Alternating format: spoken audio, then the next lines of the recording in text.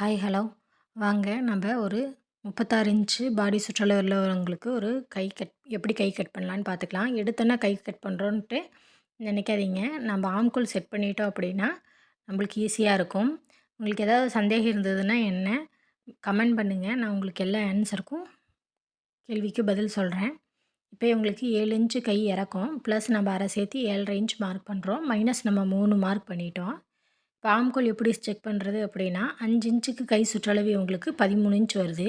அதை நம்ம divided by 2 பண்ணோம் அப்படின்னா 6 வரும். ப்ளஸ் நம்ம ஒன்று சேர்த்துறோம், 7.5 இன்ச் வருது. இந்த 7.5 இன்ச்சை வந்து நம்ம இந்த இடத்துல -3 பண்ணோம் இல்லையா, அந்த இடத்துல நம்ம மார்க் பண்ணிக்கலாம். மார்க் பண்ணிவிட்டு இவங்களுக்கு கை சுற்றளவு வந்து 12.5 வருது. அதை 2ஆக பிரித்து 6.25 6.25 மார்க் பண்ணிக்கலாம்.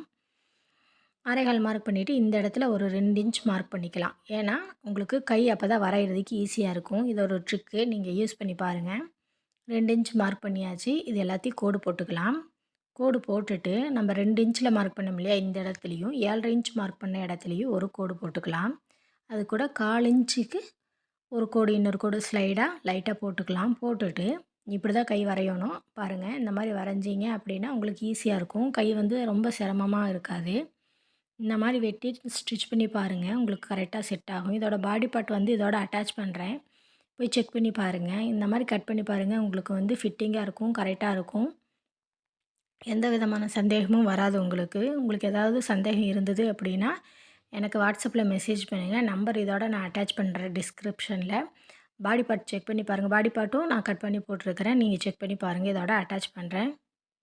சப்ஸ்கிரைப்.